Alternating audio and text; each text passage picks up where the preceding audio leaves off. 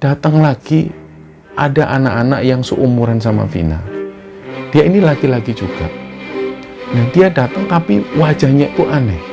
Wajahnya terlihat seperti orang tua, ada keriputnya. Pokoknya wajahnya ini seperti orang usia 70 tahunan. Ibu ini ngapain kok jam segini jalan-jalan di kampung, terus kok memperhatikan rumah tetangganya itu, sambil tangannya itu ada di belakang. Loh, bule ini tahu dari mana kok bapak sama ibu melakukan pesugihan tuyul? Kok semua orang yang ada di sini ini tahu? Akhirnya bulenya cerita, Vin, dulu waktu ibumu itu mau cari pesugihan ini, ibumu itu ngajak bule.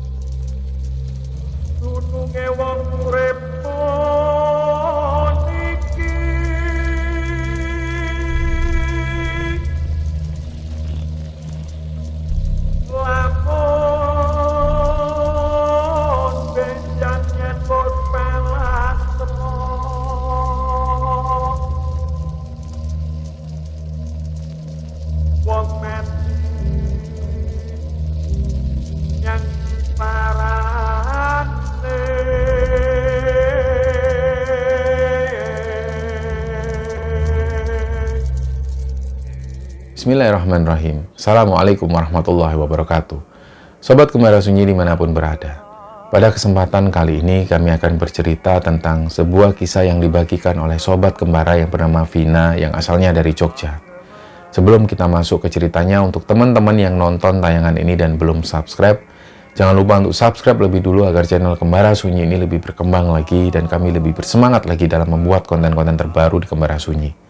Dan untuk teman-teman yang telah mendukung kami sejauh ini, kami mengucapkan terima kasih banyak. Semoga amal kebaikan teman-teman dibalas kebaikan berlipat oleh Allah Subhanahu wa Ta'ala.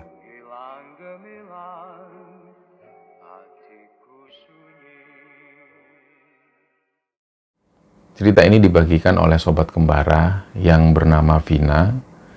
Jadi Vina awalnya tinggal di Sidoarjo, Jawa Timur, dan untuk saat ini Mbak Vina sudah menetap di Jogja bersama suami dan 3 orang anaknya. Nah, dalam cerita ini, Mbak Vina ingin menceritakan kejadian yang pernah dialami kedua orang tua Mbak Vina pada saat itu ketika mereka tinggal di Sidoarjo. Nah, yang perlu ditekankan di sini, Mbak Vina berpesan bahwa cerita kali ini tidak bermaksud sama sekali untuk membuka aib kedua orang tua Mbak Vina. Jadi karena ceritanya ini berhubungan dengan bisa dikatakan keburukan kedua orang tua Mbak Vina, jadi Mbak Vina berpesan sama sekali beliau tidak ingin membuka aib kedua orang tuanya, tapi semata-mata supaya cerita ini bisa diambil hikmah dan bisa diambil pelajaran oleh teman-teman sekalian. Nah, ceritanya adalah kedua orang tua Mbak Vina ini melakukan suatu pesugihan, di mana pesugihan ini adalah pesugihan tuyul. Nah, gimana ceritanya? Jadi pada saat itu, pada saat Mbak Vina ini duduk di bangku kelas 3 SD, waktu itu dia masih tinggal di Sidoarjo. Nah, dia tinggal di Sidoarjo bukan di kotanya, tapi di pinggiran. Lebih tepatnya, waktu itu dia tinggal di desa. Dan di masa-masa itu, Vina ini ingat, rumahnya itu terdiri dari 2 lantai. Dan di bawah itu ada toko ayahnya. Toko pertanian yang menjual berbagai macam pupuk dan keperluan pertanian. Sedangkan di lantai 2 itu ada 2 kamar. Kamar yang satu ditempati Vina dan kamar satunya lagi ini kosong. Dan kedua orang tua Vina tinggal di lantai bawah. Di masa-masa itu Vina sendiri mengakui bahwa semua kebutuhannya ini tercukupi, karena ayahnya sendiri punya toko pertanian, sedangkan ibunya yang Vina ingat, ibunya ini sering meminjamkan uang. Jadi kalau ada tetangga yang datang, mereka butuh peralatan rumah tangga misalnya, jadi ibunya Vina yang membelikan lebih dulu, kemudian tetangganya ini yang nyicil ke ibunya. Nah, seperti itulah yang Vina ingat. Dan di masa-masa itu, pada saat Vina ini tinggal di Sidoarjo dan dia tidur di lantai 2 itu, dia juga ingat dia ini punya teman imajiner. Menurut Vina pada saat itu dia punya teman yang sebenarnya teman. Tapi belakangan pada saat dia sudah beranjak dewasa, Vina ini baru dia baru sadar bahwa ternyata teman-teman kecilnya itu bukanlah manusia, tapi melainkan adalah sosok gaib. Jadi yang dia ingat, pertama kali dia bertemu dengan anak kembar. Anak kembar ini cowok. Dia selalu datang pakai kemeja putih, tapi kemejanya sudah lusuh. Dia selalu datang dan ngajak Vina ini bermain. Nah, pada saat itu, si anak kembar ini selalu ngajak Vina ke tempat-tempat yang bisa dikatakan bahaya. Vina ingat waktu itu, dia pernah diajak ke sebuah tempat. Kalau di Jawa Timur itu bisa dikatakan jublangan ya. Atau ada tanah yang memang sengaja digali tanahnya, kemudian nantinya akan didirikan rumah di sana. Dan selama rumah ini belum didirikan, galian-galian tanah ini ketika hujan datang menjadi sebuah kolam besar. Yang kolam ini biasanya digunakan untuk anak-anak berenang di situ. Nah, Vina diajak ke sana sama si anak kembar ini. Waktu itu suasananya hampir maghrib, jadi nggak ada orang sama sekali kecuali Vina dan si anak kembar ini. Nah, tiba-tiba si anak kembar ini langsung masuk ke jublangan tersebut. Jadi mereka berdua itu berenang dengan senang-senang seperti itu. Nggak lama setelah itu, si anak kembar ini melambaikan tangan ke Vina. Nah, Vina pun tertarik. Dia langsung juga ikut masuk ke situ. Tapi karena dia nggak bisa berenang, akhirnya waktu itu dia sempat beberapa kali ini tenggelam. Nah, untungnya waktu itu ada orang yang baru pulang dari mancing. Dia ini langsung menjatuhkan motornya dan langsung ngajak Vina untuk naik. Kalau nggak ketemu sama si pemancing ini, mungkin waktu itu Vina ini sudah meninggal di sana. Nah, dari situ si pemancing ini tanya ke Vina. Setelah diantar ke rumahnya, orang tuanya Vina ini tanya, "Loh, Bapak ketemu anak saya di mana?" Si orang tua Vina tanya, "Lah tadi ini saya baru pulang mancing, Bu. Karena sudah maghrib, sudah surup, saya pulang. Lah kok saya ngelihat ada tangan yang kayak minta tolong. Kayak anak-anak ini berenang tapi nggak bisa berenang. Kayak mau tenggelam lah. Ditolonglah sama si bapak ini." Nah, ketika ditanya sama orang tuanya dan juga si bapak-bapak ini, "Kamu tadi gimana ceritanya, Nak? Kok bisa sampai ke sana?" Karena jaraknya ini lumayan jauh, hampir 2 kilo lah dari rumah Vina. Orang tuanya juga penasaran, kok bisa ini anak perempuan mainnya kok jauh-jauh dan berenang sendirian di tempat seperti itu, apalagi pada saat-saat maghrib. Lah, Vina ngomong dengan apa adanya bahwa waktu itu dia diajak anak kembar laki-laki. Nah, orang tuanya langsung bingung, padahal di sekitar rumahnya itu nggak ada anak kembar. Nah, setelah kejadian itu, ternyata si anak kembar ini sering datang lagi. Tapi karena Vina sudah diwanti-wanti sama kedua orang tuanya, nanti kalau ada anak kembar itu datang lagi, kamu nggak usah ikut. Jangan mau kamu diajak ikut. Jadi pas waktu itu, persis menjelang maghrib sekitar jam 5-an atau jam setengah 6, si anak ini selalu datang. Dia selalu ngajak Vina itu main. Dan wujudnya sudah seperti anak-anak pada umumnya. Jadi nggak menunjukkan bahwa dia ini sosok gaib atau seperti apa, wajahnya menyeramkan. Nggak seperti itu, wajahnya seperti manusia pada umumnya. Begitu dia datang, ngajak main. Dia ngajak main dan Vina waktu itu mau. Karena dia sudah nggak punya teman juga di sana, dia diajak ke satu tempat. Ada satu pohon besar di sana. Dan waktu itu tiba-tiba si anak kembar ini mainan batu. Mereka ambil batu dan batu ini dilempar. Nah, yang satunya lagi dia juga ambil batu. Batu ini dilempar. Lah Vina diajak, si anak kembar ini jarang sekali ngomong. Jadi mereka itu cuma memakai bahasa tubuh. Kalau ngajak Vina dia cuma melambaikan tangan, kalau mau nyuruh Vina sesuatu dia cuma nunjuk ke satu tempat. Jarang sekali ngomong. Dan Vina sendiri juga lupa suaranya seperti apa karena si anak kembar ini jarang bersuara. Waktu itu ketika mainan batu, Vina ini disuruh mendekat. Dan waktu itu tiba-tiba Vina ini disuruh tidur di sana. Satu anak kembar ini tiba-tiba ngambil batu yang besar. Kayak seolah-olah Vina ini mau dilempar sama batu itu. Nah, Vina ini sadar, kok ini mau niat jahat ke aku. Akhirnya Vina pun bangun, dia lari. Lari ke rumahnya dan begitu dia nengok ke belakang, anak kembar ini sudah nggak ada lagi. Begitu dia sampai rumah, dia ceritakanlah ke kedua orang tuanya bahwa si anak kembar ini mau mukul kepalanya Vina pakai batu besar. Nah, tentu waktu itu orang tuanya panik. Jadi semenjak itu Vina pun dibawa ke orang pintar. Dan si orang pintar ini berpesan, itu memang bukan dari bangsa manusia. Dia memang tinggalnya di pohon itu. Dan si anak ini memang suka sama Vina. Nah, berdasarkan informasi dari si orang pintar ini, akhirnya Vina itu dibekali sesuatu, semacam jimat. Jimat ini dikalungkan di lehernya Vina dan jimat ini selalu dipakai oleh Vina. Jadi kemana-mana dia selalu pakai. Tapi karena Vina ini merasa nggak nyaman pakai jimat itu, satu kali setelah 1 bulan jimat ini dipakai, jimat ini pun ditaruh. Setelah jimat ini ditaruh, beberapa hari kemudian datang lagi ada anak-anak yang seumuran sama Vina. Dia ini laki-laki juga. Nah, dia datang tapi wajahnya itu aneh. Wajahnya terlihat seperti orang tua, ada keriputnya. Pokoknya wajahnya ini seperti orang usia 70 tahunan. Padahal ini anak-anak. Disitulah Vina tanya, namamu siapa? Dia lagi-lagi nggak jawab. Persis seperti si anak kembar itu. Tapi si anak ini dengan wajah tua itu selalu datang. Dan datangnya ini malam hari, sekitar jam 10 malam pada saat Vina tidur. Si anak ini selalu datang dan ngajak main. Tapi tiap kali si anak ini datang, Vina itu dalam keadaan sudah ngantuk dan kadang-kadang dia sudah tidur. Jadi jarang sekali dia mau diajak oleh si anak ini.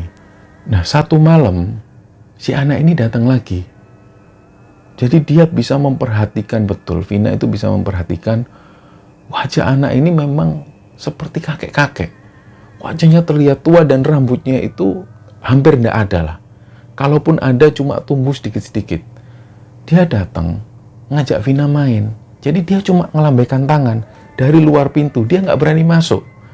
Nah, karena Vina penasaran, hampir tiap malam, anak ini selalu datang. Dia pun menghampiri. Kita mau kemana? Si anak ini langsung turun sambil ketawa cekikian. Turun dari tangga, Vina pun ngikut. Begitu sampai di lantai bawah, si anak ini langsung menuju ke pintu yang ada di depan. Vina ngikut lagi. Nah, anehnya, pada saat Vina ini belum buka pintu, si anak ini sudah ada di luar. Sambil ngelambaikan tangan. Jadi Vina bisa ngelihat dari balik kaca, loh, dia kok sudah ada di luar. Vina pun keluar akhirnya. Dia ngikuti lah. Dia jalan-jalan di seputar desa itu di malam hari. Waktu itu kalau nggak salah di sekitar jam 11 malam. Ketika suasana desa ini sudah sepi sekali. Dia jalan sendirian dengan si anak ini. Dia jalan. Nah, sampailah dia di depan rumah. Ada rumah orang, bisa dikatakan orang kaya. Dia ini punya sawah yang besar sekali. Dan beliau ini pengusaha juga. Berhenti di sana. Dan si anak ini langsung masuk ke rumah itu. Nah, Vina sendiri karena dia nggak seberapa akrab dengan tetangganya itu, dan dia merasa ini sudah malam, ngapain kok main di rumah orang ini. Jadi Vina cuma ada di luar. Nah, sekitar setengah jam, si anak ini nggak keluar lagi. Akhirnya Vina pun kembali ke rumah, dan cerita itu nggak diceritakan ke kedua orang tuanya. Tapi beberapa hari kemudian, si anak ini datang lagi. Sering anak ini datang, tapi Vina akhir-akhir itu nolak untuk diajak main.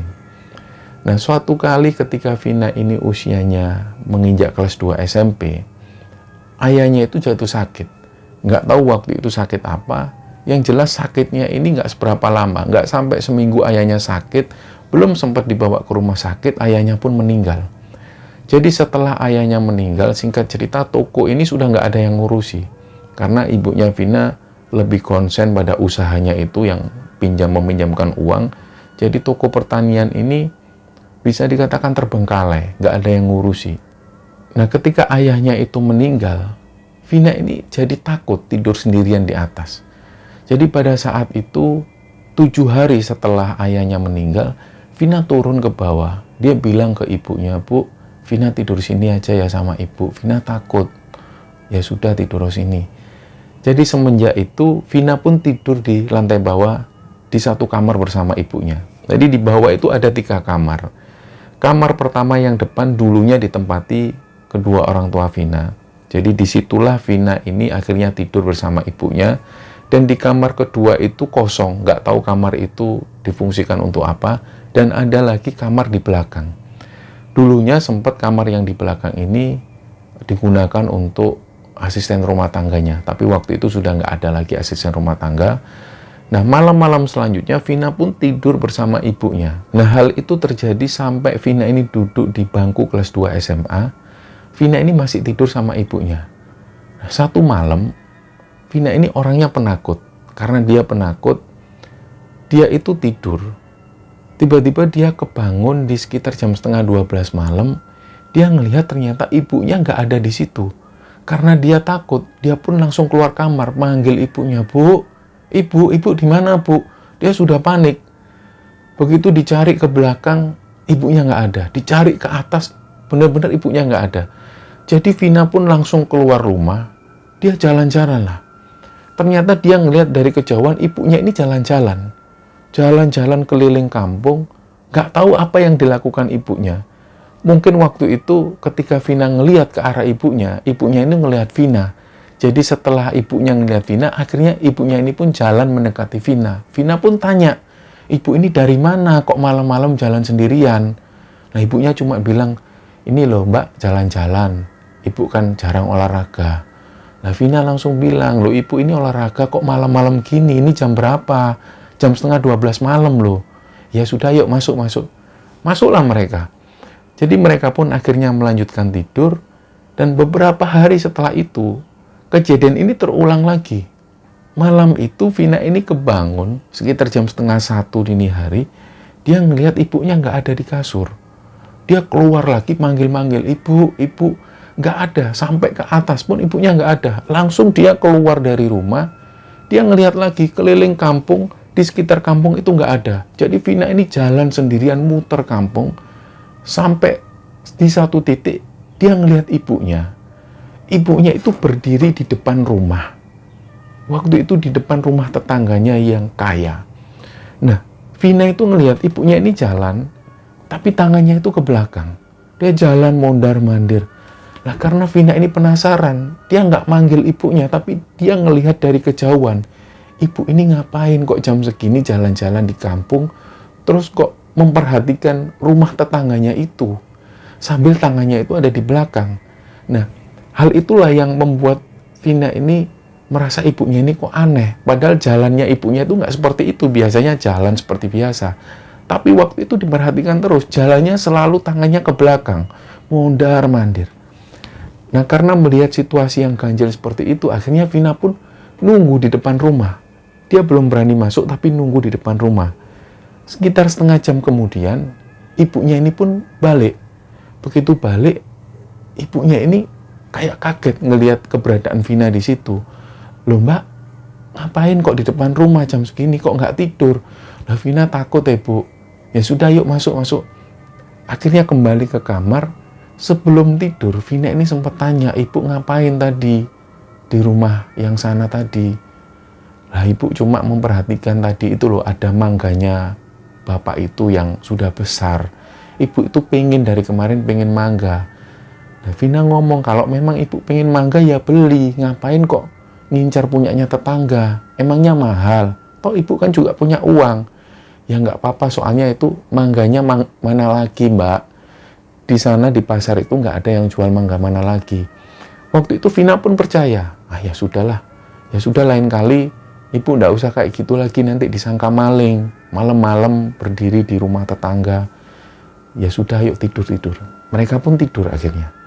Nah, hal itu pun berlalu sampai suatu saat Vina ini ada liburan bersama teman-teman SMA-nya, liburan sekolah, dan teman-temannya ini punya rencana pengen ke Jogja. Nah, perlu diketahui bersama bahwa ibunya Vina ini memang asalnya dari Jogja, tepatnya dari Gunung Kidul.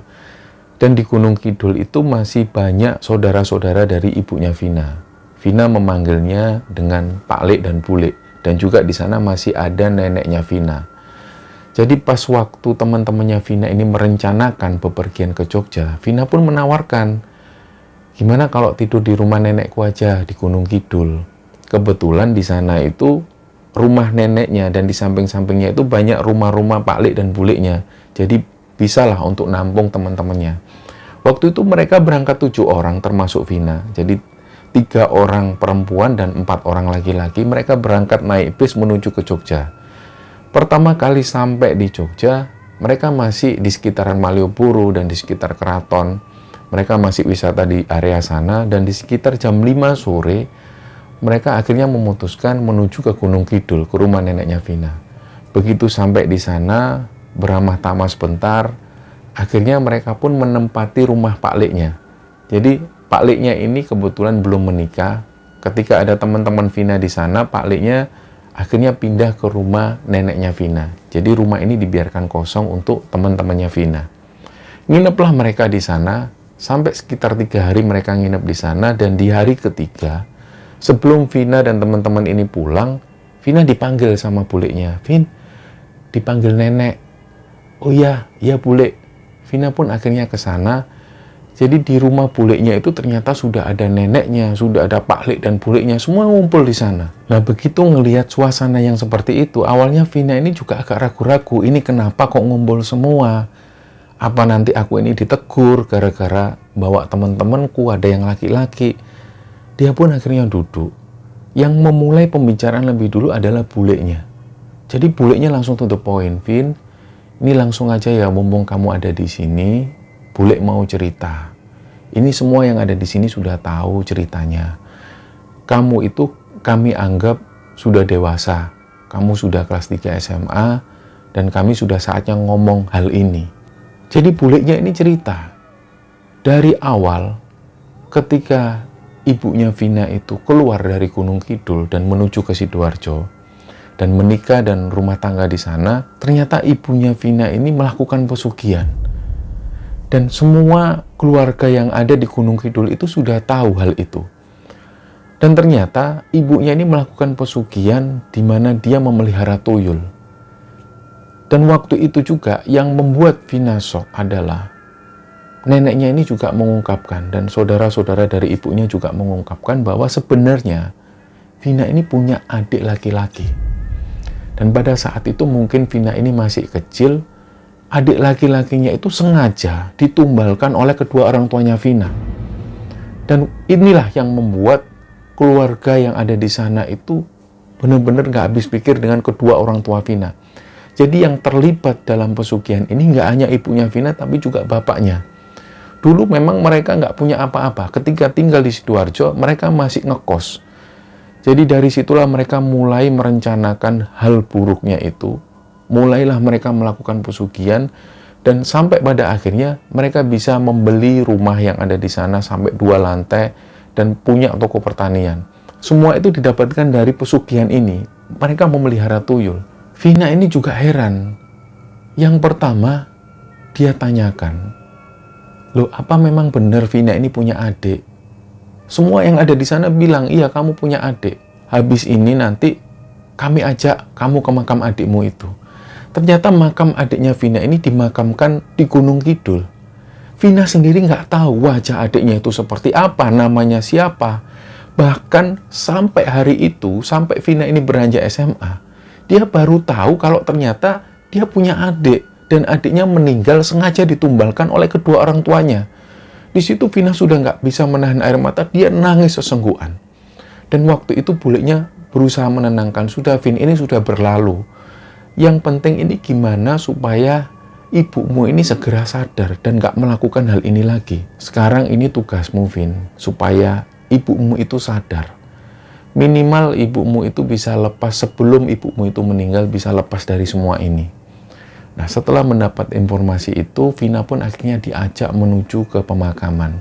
Disitulah untuk pertama kalinya Vina ngelihat makam adik kandungnya sendiri. Makam ini kecil. Kata bulenya, adiknya ini meninggal pada saat usia 8 bulan. Dan waktu itu Vina masih kecil, masih usianya hampir 2 tahun lah.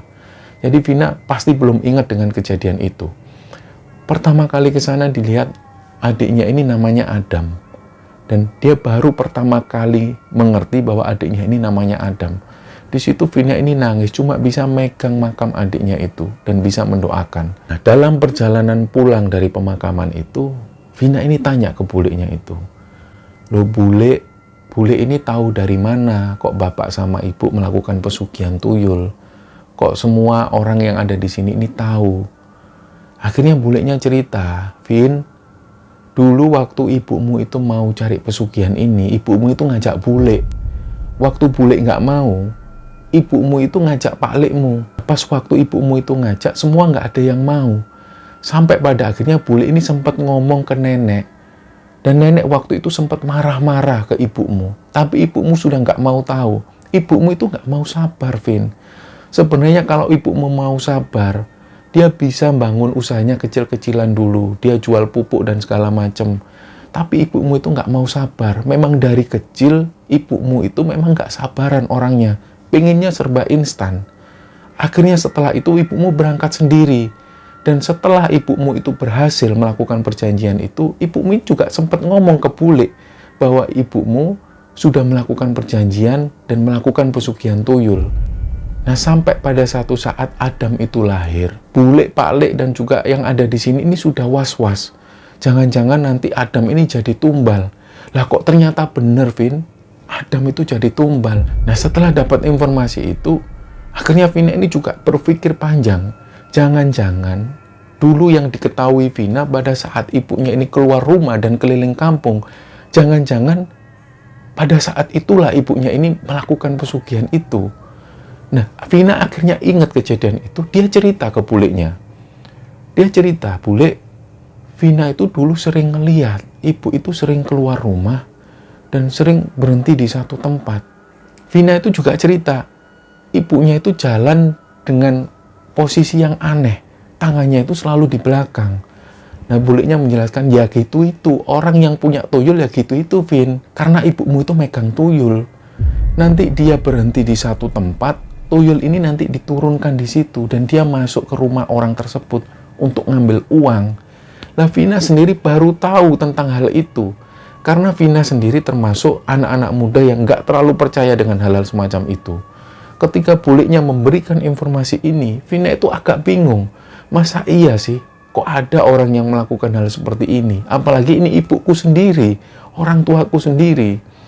Nah, dari situ Vina dinasihati lagi oleh bulenya, terutama oleh neneknya. "Sudah Yondo, kamu ndak usah berpikir yang terlalu ruwet masalah ini.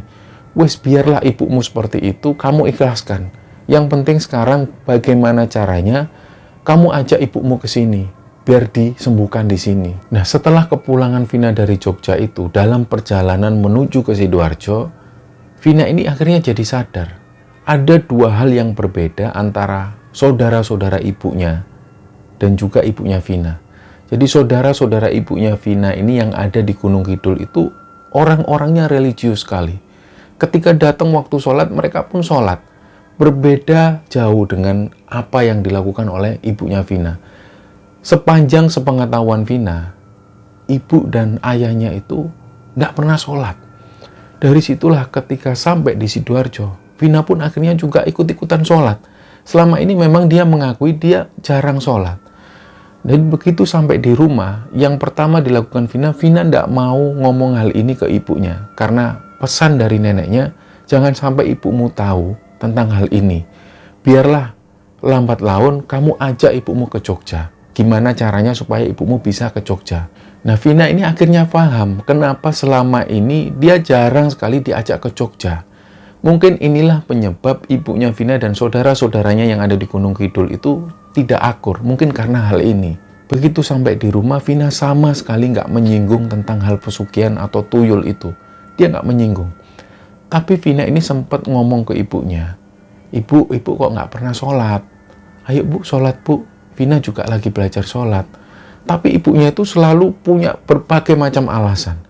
Dan hal itu sampai berlangsung sekitar 2 minggu. Pada saat itu, ada satu kejadian. Malam hari, Vina ini tidur. Tiba-tiba dia kebangun, ibunya sudah nggak ada di kasur. Dia langsung keluar dari kamar, dan Vina ini dengar ada suara ibunya yang mengerang kesakitan. Aduh, ampun. Lah, karena waktu itu Vina panik, dia langsung menghampiri ibunya. Ibunya ini ada di dalam kamar yang dulu dijadikan kamar asisten rumah tangga. Ibunya ada di dalam kamar itu. Jadi Vina langsung mendekat ke kamar itu. Belum sempat dia ngetuk pintu, dia masih mendengar suara ibunya itu yang mengerang kesakitan. Aduh ya ampun, wes, kapok, aduh.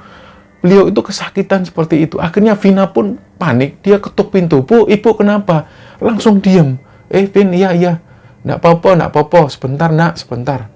Nggak lama setelah itu ibunya keluar. Nah, Vina ini juga curiga, ibu kenapa kok tadi mengerang kesakitan? Nggak apa-apa, ibu ini loh, perutnya sakit, mules. Sampai ampun. Ya sudah, besok ke dokter. Sudah, nggak usah. Karena ibunya nggak mau dibawa ke dokter, Vina sendiri nggak tahu ibunya ini sakit apa.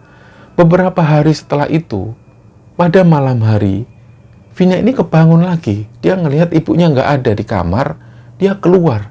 Dan lagi-lagi Vina mendengar ibunya itu mengerang kesakitan dari kamar yang sama. Begitu Vina ini mendekat, dia langsung teriak-teriak, Bu, ibu kenapa, Bu? Ibu kenapa? Karena ibunya ini terus mengerang kesakitan. Aduh ampun, sampai nangis. Akhirnya Vina pun ketuk-ketuk pintu, ibunya lagi-lagi diem. Setelah mendengar suara Vina, ibunya ini diem, gak lagi mengerang kesakitan. Nah, akhirnya ibunya ini keluar dari kamar. Vina tanya, ibu ini kenapa? Ibu besok ke rumah sakit aja ya, diantar Vina. Sudah, nggak usah. Ibu nggak apa-apa kok. Jangan ibu ke rumah sakit aja. Nah, semenjak kejadian itu, ibunya Vina ini jadi sakit-sakitan. Beliau itu hanya lebih sering ada di rumah. Nggak seperti biasa-biasanya yang ketika pagi hari beliau sudah keluar rumah, mendatangi tetangga-tetangga untuk nagih uangnya itu. Hari-hari itu kondisi ibunya Vina ini semakin menurun kesehatannya. Badannya itu juga semakin kurus, kering. Ketika Vina ngajak ibunya ke rumah sakit, ibunya selalu menolak. Gak tahu kenapa. Sampai pada akhirnya Vina pun maksa ibunya untuk berangkat ke rumah sakit. Ketika sampai di rumah sakit, dokter ini cuma bilang bahwa ibunya Vina mengalami asam lambung. Jadi asam lambungnya naik dan menyebabkan ibunya Vina menjadi seperti ini. Nah, ketika pulang ke rumah, obat-obatan ini diminum, ternyata ibunya juga nggak kunjung sembuh. Sakitnya malah semakin parah. Ibunya setiap malam itu sering mengerang kesakitan. Sampai beberapa hari kemudian dibawalah ke rumah sakit. Tapi waktu itu dibawa ke rumah sakit yang berbeda. Nah, anehnya, di rumah sakit yang berbeda ini, diagnosanya juga berbeda. Waktu itu ibunya Vina ini didiagnosa punya penyakit gula. Jadi obat-obatannya pun juga berbeda. Begitu sampai di rumah, Vina pun bingung. Akhirnya Vina ini ngomong ke ibunya, Bu, gimana kalau ibu Vina bawa ke Jogja, ke rumah nenek. Ibu nanti di sana dirawat sama saudara-saudaranya ibu. Kalau kayak gini terus Vina juga nggak bisa ngapa-ngapain. Vina bingung. Jadi mungkin ibunya waktu itu sudah pasrah. Akhirnya beliau pun mau. Vina pun ngajak ibunya berangkat ke Gunung Kidul, naik kereta api.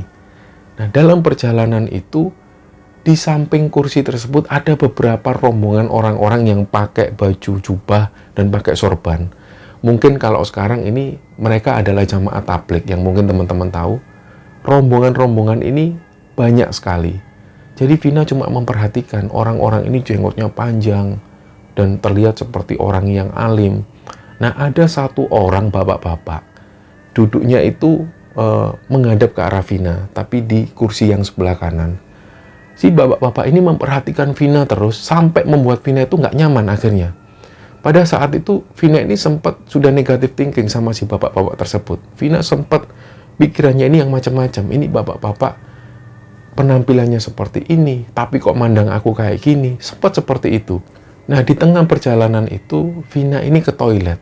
Nah, pas waktu Vina ini keluar toilet, ternyata bapak-bapak yang tadi ngeliatin Vina itu sudah ada di depan pintu toilet. Nah, Vina pun tanya, "Bapak kenapa ada di sini?" "Anu mbak, nun sewu, mohon maaf ya. Saya tadi kalau mungkin ngelihat mbaknya terus." "Iya pak, jangan kayak gitulah pak." Jadi Vina sempat marah. Akhirnya si bapak-bapak ini ngomong ke Vina, "Mbak, saya bisa ngomong sebentar nggak?" "Ngomong apa ya pak?" "Tentang ibunya jenengan." Loh, terus Vina ini heran, "Kok tentang ibuku? Ya ada apa ya pak?" Jadi si bapak ini ngomong, "Mbak, mohon maaf ya kalau tadi saya ngelihat mbaknya dan juga ibunya. Ibunya itu sakit ya? Sakit apa?" Nah, Vina pun ngomong, "Nggak tahu pak. Katanya dokter itu asam lambung, tapi di rumah sakit yang satunya ibu punya gula. Ini mohon maaf ya, mohon maaf sekali, mohon maaf." Jadi si bapak-bapak ini ngomong, "Gini ya mbak, saya kok kasihan sama ibunya sampean itu. Ini saya kasih alamat, mbaknya turun mana nanti?" "Saya turun di Jogja pak, mau ke Gunung Kidul." "Oh ya sudah, ini saya kasih alamat Ustadz Bari. Nanti mbaknya sama ibunya ajak ya ke Ustadz Bari, rumahnya di Solo. Nanti mbaknya langsung datang ke sana aja. Insya Allah nanti dibantu sama Ustadz Bari." Akhirnya si bapak ini pun nulis sesuatu di kertas, diserahkanlah ke Vina. Alamat dari Ustadz Bari yang dimaksud itu. Setelah itu si bapak-bapak ini pun pamit kembali ke tempat duduknya. Nah, di bangku tempat duduk itu Vina akhirnya dia serba salah. Ya Allah, dari awal tadi dia sempat negatif thinking sama si bapak-bapak ini. Ternyata si bapak ini juga melihat kondisi yang tidak baik pada ibunya Vina. Dan dia sudah punya niat baik pada ibunya Vina.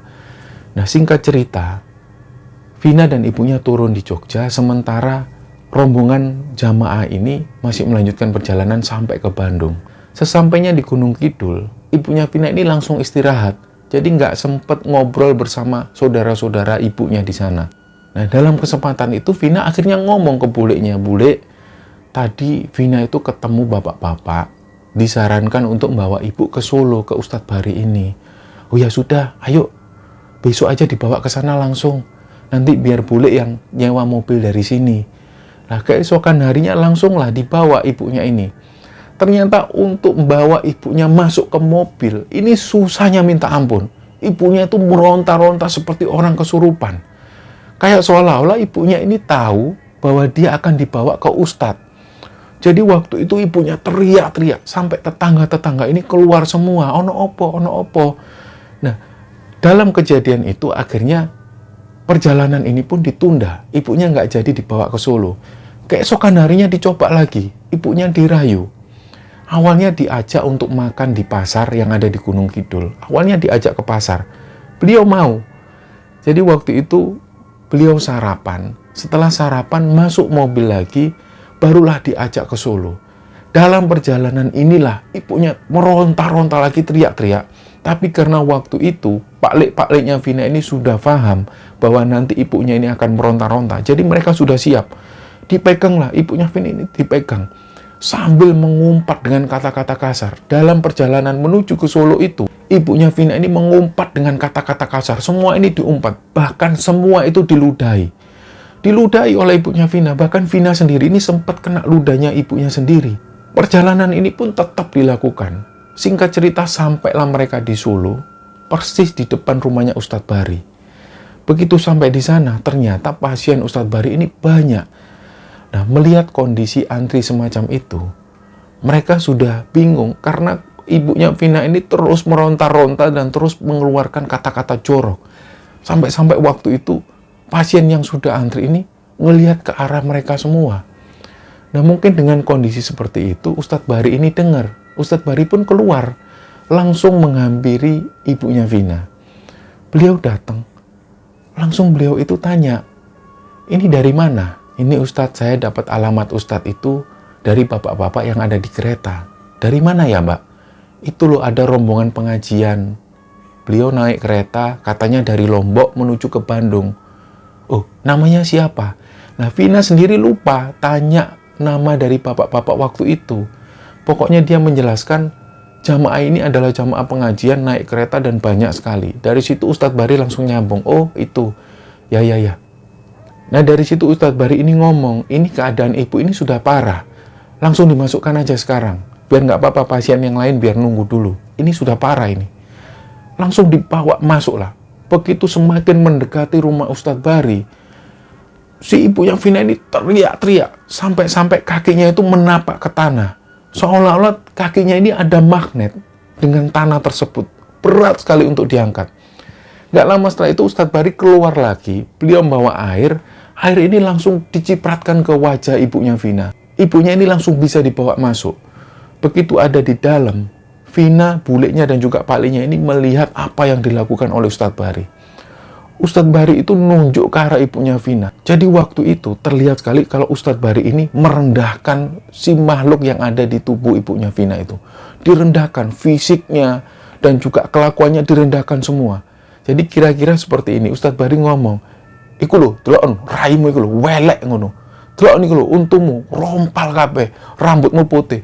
Dilecehkan seperti itu oleh Ustadz Bari dan dia semakin meronta-ronta nggak karuan. Dia semakin teriak-teriak dan Ustadz Bari itu dicaci maki oleh sosok yang ada di ibunya Vina waktu itu. Nah, hal itu terjadi sampai setengah jam. Nggak lama setelah itu, beliau pun lemas.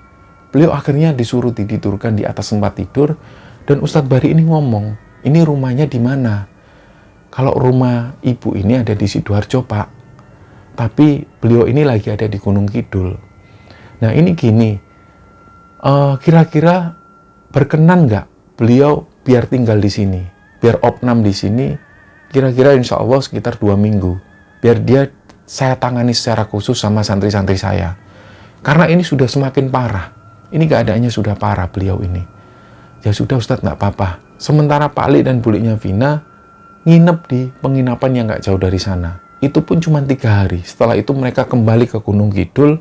Singkat cerita setelah seminggu kemudian, mereka kembali ke rumahnya Ustadz Bari. Dan di situ ternyata keadaan dari ibunya Vina ini sudah mulai membaik. Meskipun badannya ini tetap kurus, beliau wajahnya sudah bersih. Nah setelah itu Ustadz Bari bilang, ini insya Allah 3 hari lagi ibunya sudah bisa pulang. Tolong jangan lepas doa untuk ibu ini.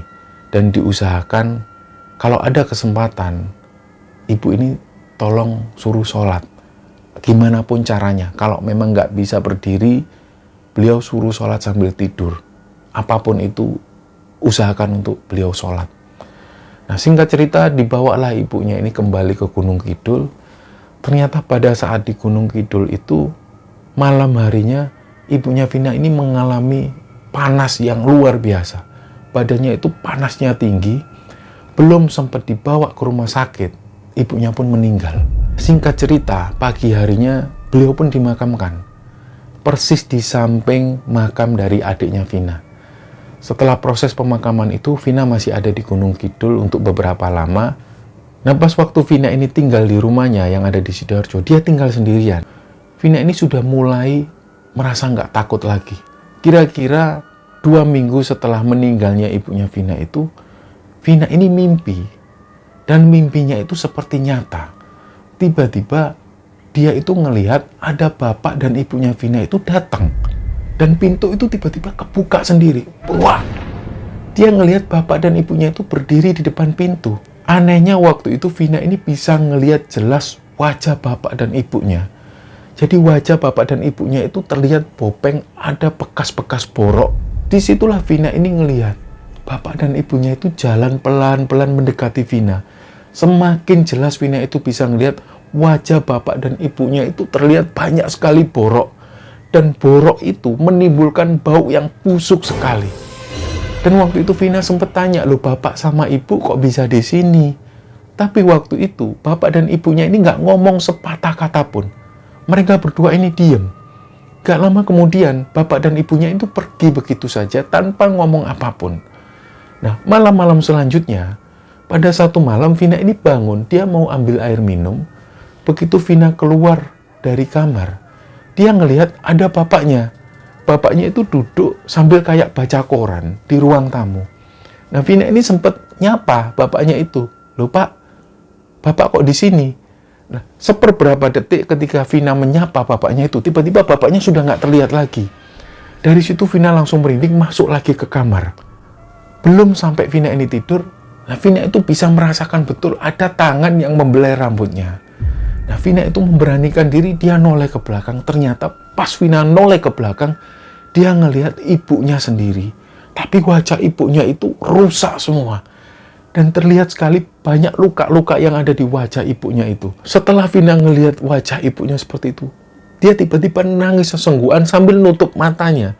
Saking sedihnya dia waktu itu, dia nutup mata dan gak lama setelah itu dia buka mata. Ternyata ibunya ini sudah gak ada lagi. Dan kejadian itu hampir terus-menerus dialami oleh Vina sampai Vina itu lulus SMA. Nah, setelah lulus SMA, dia pun memutuskan untuk ke Gunung Kidul. Ketika tinggal di Gunung Kidul, Pak Alik dan Buliknya itu menyarankan Vina untuk kuliah di Jogja. Selama Vina ini kuliah di Jogja, dia nggak pernah lagi mimpi ketemu kedua orang tuanya. Hal itu sampai bertahun-tahun lamanya, dan sampai satu ketika, Vina ini dekat dengan seorang laki-laki. Dan laki-laki ini menunjukkan keseriusannya. Dia mau menikahi Vina. Nah, menjelang awal-awal pernikahan itu, Vina pun bermimpi lagi ketemu kedua orang tuanya. Tapi waktu itu, di mimpinya, bapak dan ibunya Vina ini datang dengan baju yang bagus. Bapaknya waktu itu pakai baju putih, ibunya pun juga pakai baju putih, dia datang. Tapi waktu itu bapak dan ibunya nggak ngomong apa-apa, kecuali hanya mengelus kepalanya Vina. Setelah itu beliau pergi. Nah, keesokan harinya, Vina pun bangun cerita hal ini ke Bulik dan Pak Liknya. Waktu itu neneknya Vina sudah meninggal. Jadi Vina cerita ke Pak Lik dan Buliknya tentang mimpi yang dialami waktu itu. Dia cerita kalau bapak dan ibunya ini datang tapi keadaannya itu bersih sekali. Nah, Buliknya akhirnya ngomong, ya sudah Vin, insya Allah anggap aja itu adalah restu dari bapak dan ibu. Kamu kan sebentar lagi mau menikah. Sudahlah, anggap itu hal yang positif. Nah, dari situ Vina pun meneteskan air mata. Dia nggak bisa lagi menahan kerinduannya pada kedua orang tuanya. Nah, singkat cerita, Vina pun akhirnya menikah. Dan sampai hari ini, Vina tinggal di Jogja bersama suami dan juga ketiga orang anaknya. Nah, cerita inilah teman-teman yang dibagikan oleh Vina kepada Kembara Sunyi. Kami mengucapkan terima kasih kepada Mbak Vina yang telah membagikan cerita ini kepada Kembara Sunyi. Dan perlu diketahui bersama bahwa tujuan Mbak Vina membagikan cerita ini sama sekali bukan bermaksud untuk membuka aib kedua orang tuanya Mbak Vina. Tapi semata-mata cerita ini supaya bisa diambil hikmah dan bisa diambil pelajaran oleh teman-teman sekalian. Mohon maaf kalau ada salah-salah kata. Wassalamualaikum warahmatullahi wabarakatuh.